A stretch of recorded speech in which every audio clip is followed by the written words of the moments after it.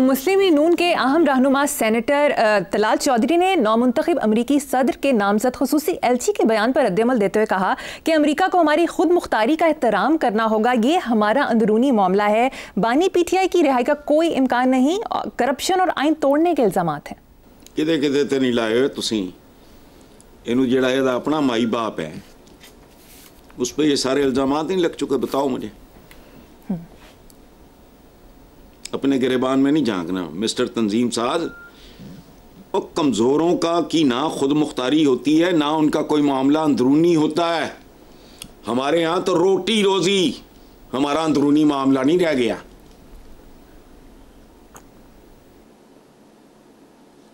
कोई बंदा इससे पूछे कि तुम्हारे ही वज़ीर आज़म ने कहा था ना कि नाक से लकीरें IMF, तो IMF क्या है? एमी एक छोटी जी दुकान है उन्होंने। अंदरूनी मामला केड़ा अंदरूनी मामला? कर्जों के मारे हुए अंदरूनी मामला आपका? अच्छा, खुद मुख्तारी। सुभान अल्लाह भाई। वो देखो एक शेर है, बड़ा मुसीबत है कि है नीम खानदा अनपढ़ जाए लोग ने, नाहक हम मजबूरों पर तोहमत है खुद मुख्तारी की, जो चाहो सो आप करो हो, हमको अबस बदनाम किया। बट ठीक है, साड़ा अपना तिरंगा है, साड़ा अपना झंडा है। वो मतलब इस तरह के वो लवाजमात हैं। खुद मुख्तारी के लिए ताकत ज़रूरी है और अंदरूनी मामला भी। वो क्या कहते होते, वो घिसा पिटा था है कि पता नहीं क्या, गरीब की जोरू सबकी भाभी है। वो इस तरह की सूरत हाल है। हम ही बड़का मारते हैं।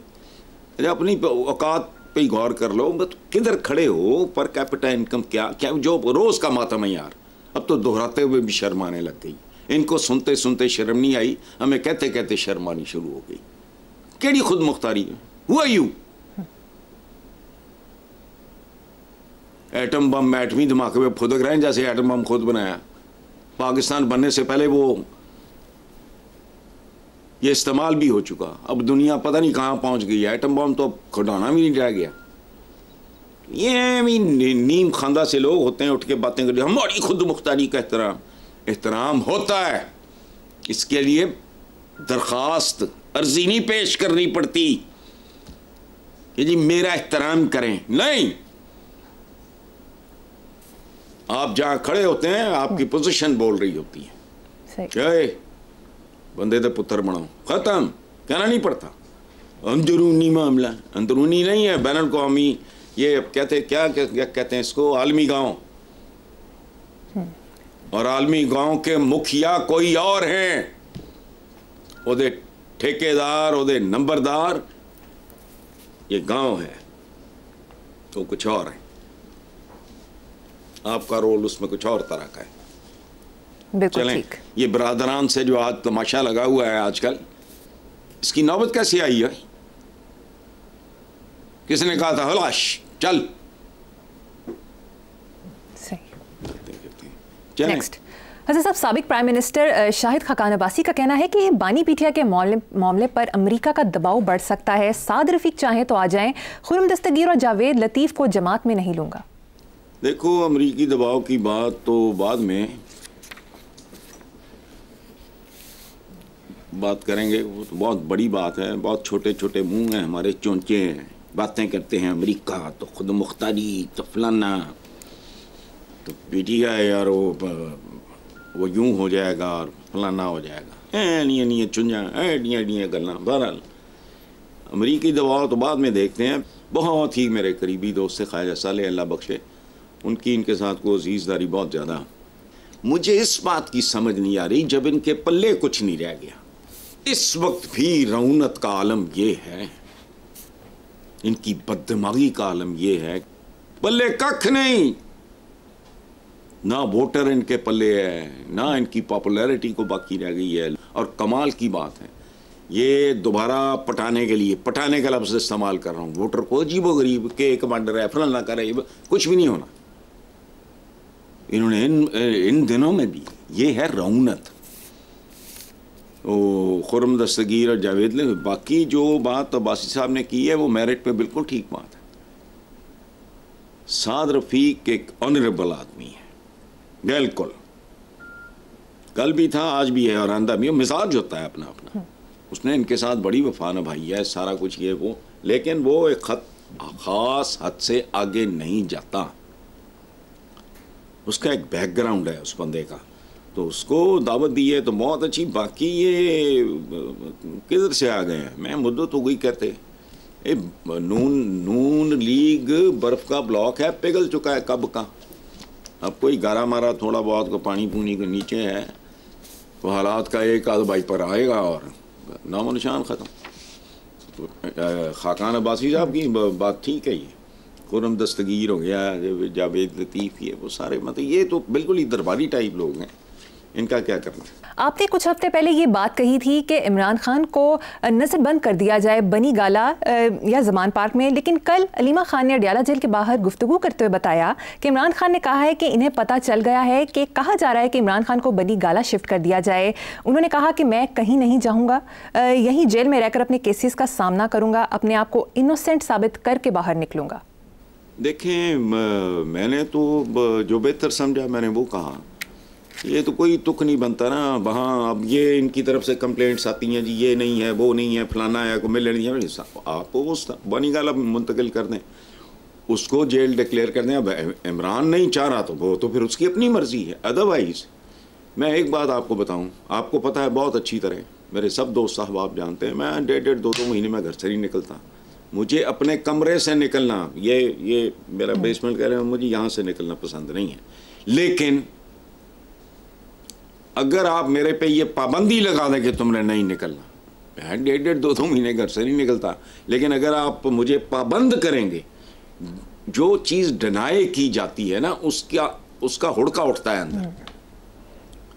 तो मेरे नज़दीक तो इमरान को उस तरह का अल्लाह माफ़ करे को मुलज़म या मुजरिम तो नहीं है, बिल्कुल नहीं है। पाकिस्तान की तारीख में जितनी कंट्रीब्यूशन उसकी है आपको भी पता, मुझे भी पता, किसी को याद दिलाने की ज़रूरत नहीं है। वो घर में रख दो उसको, मतलब वो कि जी फलाना ये वो इस तरह तय। लेकिन अगर वो नहीं चाह रहा तो उसकी मर्जी है भाई। और वो आखिरी हद तक, आखिरी बॉल तक जिसे कहते हैं लड़ना, वो उस तरह का उसका एक अपना मिजाज है। तो बाकी ये नफ्सियाती होता है। पाबंदी आप मुझे मेरे घर के अंदर, मैं बाहर निकलना ही नहीं चाहता, लेकिन आप पाबंदी लगा दो कि मेरे अंदर वो ख्वाहिश बेदार होनी शुरू हो जाएगी। ये नफ्सियाती सा मामला है और कोई नहीं। बाकी इसमें अल्टीमेट फैसला वो कहता है कि नहीं जाना मैंने बनी गाला, तो बस ठीक है, मुमकिन है वो उसका यादी हो गया, को पता थोड़ी है उसका। वो तो बहुत कम ज़रूरतों का आदमी है, याद रखना। उसको ये क्या जिम के जो सामान समून होते हैं, वो तो रूटीन में आम गपशप के दौरान भी वो बैठा रहता है, जो ऐसे ऐसे करके नहीं, वो जो मसल तो उसके तो ज़रूरियात बहुत कम है, बुनियादी तरीन चंद जोड़े कपड़े के हों, खाना वाना जिम जहाँ तक ज़रूरत, बस ठीक है, चलें, बिल्कुल ठीक, तो कोई यहाँ बात नहीं है। ठीक है, आगे नहीं चाहता तो नहीं चाहता, बस ख़त्म हो गई बात। ठीक। हज़रत साहब, सुन्नी इत्तेहाद कौंसिल के कायदीन ने ख्वाजा आसिफ के इंटरव्यू जिसमें उन्होंने महमूद गजनवी को लुटेरा करार दिया की शदीद मजम्मत की है। उन्होंने कहा कि ख्वाजा आसिफ के बयान से मुसलमानों की दिल आज़ारी हुई और इस पर कौम से माफ़ी मांगे। मुसलमानों की दिल आज़ारी नहीं हुई, एजुकेशन हुई है, सब जानते हैं। मैं को ख्वाजा आसिफ वगैरह का मेरा कोई लेना देना नहीं है। मेरा ख्याल है कि 95% जो दफ़ा अगर आप वर्कआउट करें तो मैंने उस पर क्रिटिसाइज ही किया है, लेकिन उसने कमाल की बात की है, कमाल की बात की है। कोई बरादर बुरदर नहीं होता। सल्तनत उस्मानिया ऐसी नसीब ही नहीं हुई मुसलमानों को कभी। 600 कितने साल कानूनन दर्जनों भाइयों में से जो सुल्तान मुंतखब होता था कानूनन, उसकी मजबूरी थी बाकी भाइयों को मरवा देना।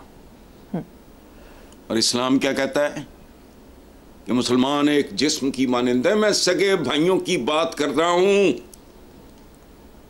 ये बरादर, ये हमारे नीम खानदान पढ़ से लोग होते हैं, इनको अकल उकल नहीं होती, ये बेचते हैं सौदे। तो खुदा का खौफ करें आप। बात सुनो, बायजीद यल्दरम ऑटोमन्स का, उसने तो फिर 620 साल इस खानदान ने हुकूमत की।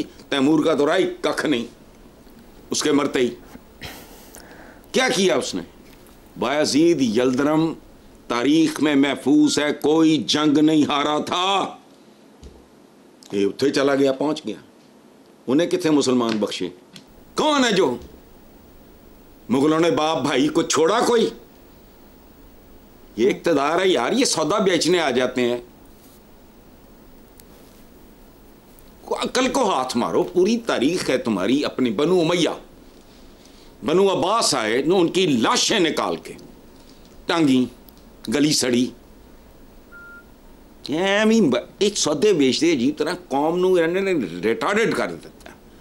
तो ये जो हम बरादर नहीं भुगत रहे, ख्वाजा आसिफ ने बहुत मेहरबानी की है, जबरदस्त बात की है। उसने दिलादारी हरगिज नहीं की। जहालत की दिलादारी हुई होगी, उसने तारीख की दिलादारी नहीं की, हकायक की दिलादारी नहीं की, उसने किसी की दिलादारी नहीं की। उसने कौम को एजुकेट किया है, एजुकेशन हुई है। वो तो सके भरावां दे नहीं सन। मुहावरे हैं यार, ये बहुत ही अनपढ़ लोग हैं। Kingship knows no kingship. इक़्तिदार और तलवार किसी की रिश्तेदार नहीं होती। तारीख का सबक है, अपना आलम इस्लाम पूरे का पूरा भरा हुआ है। मुझे बताओ तारिक बिन ज़ियाद के साथ क्या हुआ, मूसा बिन नसैर के साथ क्या हुआ था?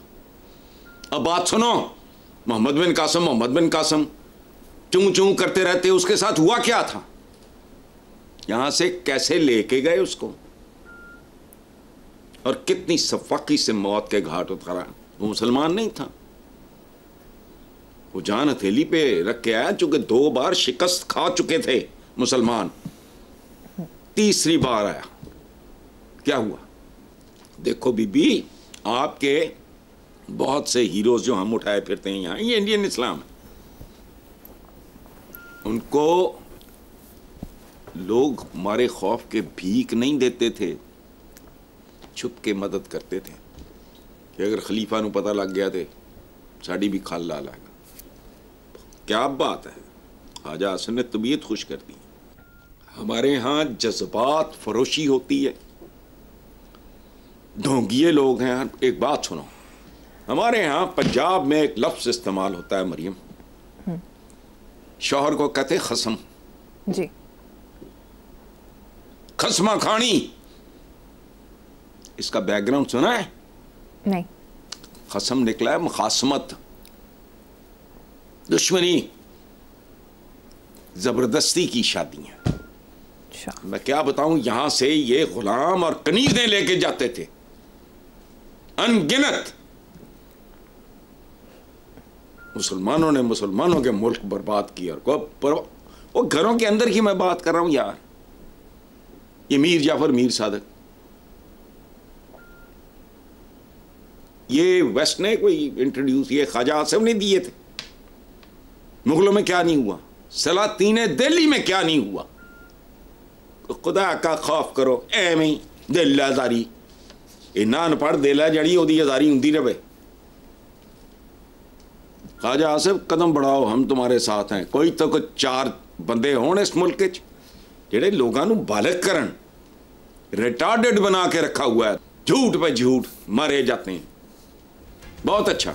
ठीक है हसन साहब, मुझे यहाँ पर एक ब्रेक लेनी है, एक ब्रेक के बाद हाजिर होंगे।